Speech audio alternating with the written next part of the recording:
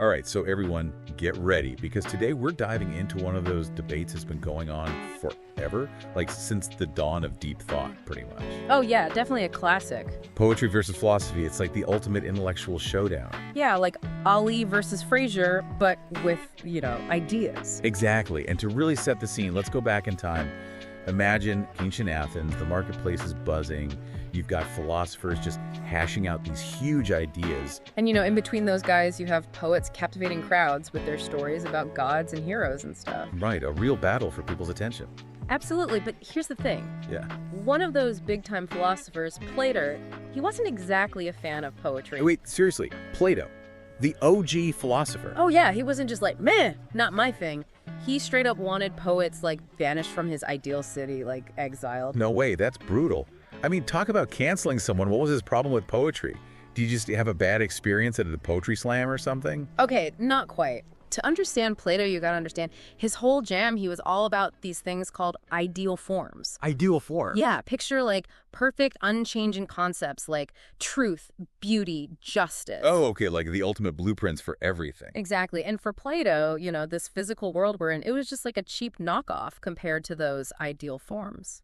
I see. So where does poetry fit into all of this? Well, poetry being all about the real world, emotions, that kind of stuff. Right. For Plato, it was focusing on that cheap knockoff instead of the real deal, the ideal forms. So he thought poetry was distracting people from finding the real truth. Bingo. He saw it as this thing full of emotions, subjective interpretations, leading people away from pure reason, away from those perfect ideal forms. So instead of eating your philosophical broccoli, yeah, you're binging on poetic candy.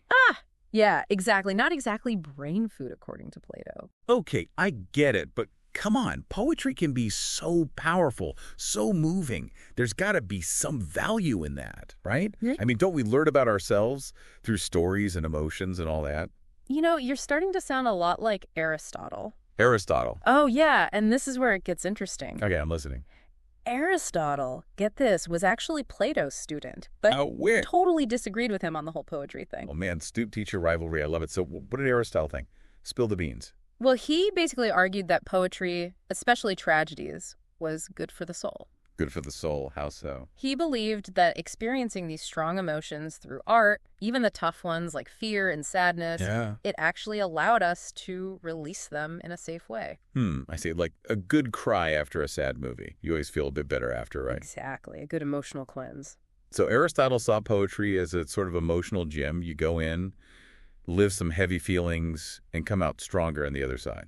Exactly. And he had a name for it, catharsis, this purging of emotions. And he thought it could lead to self-awareness, balance, maybe even a more harmonious life. Oh, wow. So it was like Plato was all about the strict philosophical broccoli diet for the mind. And Aristotle was like, hey, a little poetic ice cream now and then won't hurt. Love that analogy. That's a good one. Right. So we have Plato, team logic, worried that poetry will lead us astray down the emotional rabbit hole.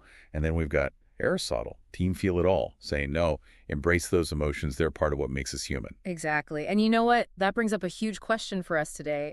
How do we find that sweet spot between reason and emotion in our own lives? That's the million-dollar question, right? But I think I'm already feeling more balanced just by thinking about it. But before we get too deep, I want to know what you think. Are you team Plato, team Aristotle, or somewhere in between? Let us know. Hit us up on social media. Tell us what you think. Yeah, we want to hear from you. And while you're pondering that very important question, we're going to dig even deeper into all of this. So stick around. We'll be right back.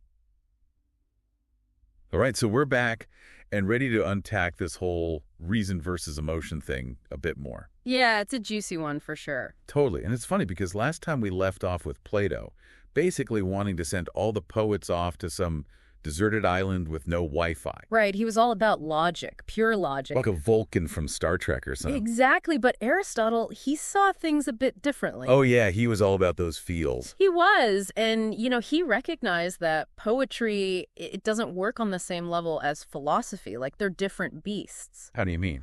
Well, philosophy, it's all about dissecting, analyzing, breaking things down. Right, getting to the nitty-gritty. Yeah, whereas poetry, it's more about synthesizing, evoking, putting things together in new ways. So instead of taking things apart, it's like building something new. Kind of. Yeah, think of it like this. Poetry uses language not just to, give information, but to create an experience for the reader or listener. Right, it's like it hits you in the feels. Exactly. It stirs your imagination. It connects with you on a deeper level. And when a poem really resonates with you, it's not because it's like presented a logical argument or anything. Because it's like tapping into something deeper. Yeah, like a universal feeling or truth that we all kind of share. That makes a lot of sense. It's like a philosophy textbook might explain the concept of love, but a Shakespeare sonnet can actually make you feel it. Exactly. And it's not to say that one is better than the other. They're just different ways of approaching the world, you know? Yeah, different tools for different jobs. Exactly. Each with its strengths and weaknesses. Like Plato, he was worried that poetry would mislead people with its emotional appeals. Right. Too much heart, not enough head. Yeah. But Aristotle, he saw those appeals as like a pathway to greater understanding, to becoming more self-aware. So it's not so much about good versus evil, but more like a spectrum of how we approach knowledge and experience the world. And I guess we all move along that spectrum in our own lives, right? Sometimes we need logic and reason. Sometimes we need emotion and intuition. Absolutely. Think about it. Like when you're making a tough decision, you might weigh the pros and cons, be all logical about it. Right. Make a list, do the research. Exactly. But then you also probably consider your gut feeling, too, how the different choices make you feel. Oh, totally. Sometimes my gut is louder than a heavy metal concert. I hear you. So where does this leave us? I mean, do we have to pick a side? Team Plato or Team Aristotle? Are we doomed to wander around lost in a sea of emotions? Well, I don't think it's about picking sides, really. It's Okay. more about recognizing the value of both poetry and philosophy and how they can actually work together. Oh, interesting. Like a tag team. Yeah, kind of. Like they can both help us understand ourselves and the world around us better. That makes a lot of sense, a more balanced approach. But I'm curious, if Plato were alive today, what would he think about our modern world? Oh, man, that's a great question. It seems like we're just bombarded with emotional appeals everywhere you look. Ads, social media, the whole 9 yards. Would he just totally lose it? Yeah, that's a good point. He might be horrified by just the sheer amount of information and stimulation we're exposed to these days. Right, it's like sensory overload. Totally. And so much of it is designed to play on our emotions, to manipulate us. But do you think he'd also see how poetry and art can help us deal with all that? Like, cut through the noise and connect with something real? I think he might. Yeah, I think he'd see the potential there for sure. So even in our hyper-rational, tech-driven world, there's still a place for poetry. That's kind of reassuring, actually. Oh, absolutely. I think poetry is more important than ever. Really? Why? Well, because it reminds us of the power of language, the power to move us, to challenge us, to make us feel truly alive, you know? And that's something we need more of these days. Definitely. It's a way to explore what it means to be human in a world that often feels so superficial. I love that. Maybe instead of banishing poets, we should be giving them medals. We need their voices, their insights, their ability to make us feel and think deeply. Couldn't agree more. In a world that's always rushing, always focused on speed and efficiency, poetry forces us to slow down, to pay attention, to connect with ourselves and the world around us. It's like a much-needed antidote to the constant barrage of information we face every day. Exactly. And hey, maybe by embracing both poetry and philosophy, we can find a path to a more balanced and fulfilling life. Who knows? That's a beautiful thought, and it really speaks to the enduring power of these two disciplines, you know? Yeah. To challenge us, inspire us, and help us make sense of this crazy, beautiful world. Beautifully said. Now, before we get too carried away with all this deep thinking, let's bring it back to you, our awesome listeners. Yes. Where do you stand on this age-old debate?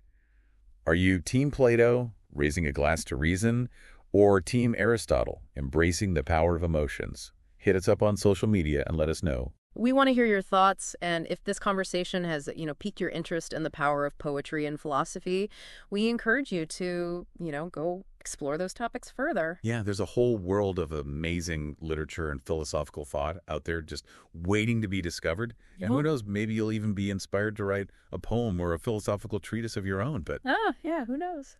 before you do that, be sure to hit that subscribe button. Yes, subscribe. That way you won't miss any of our future deep dives into all sorts of mind-bending topics. We're here to make learning fun, engaging, and maybe even a little bit poetic. We try to keep it interesting. We do our best. So until next time, keep those brains buzzing and those hearts open to new ideas. And remember, a dose of poetry and philosophy can do wonders for the soul. Couldn't have said it better myself, Word. See you next time for another deep dive.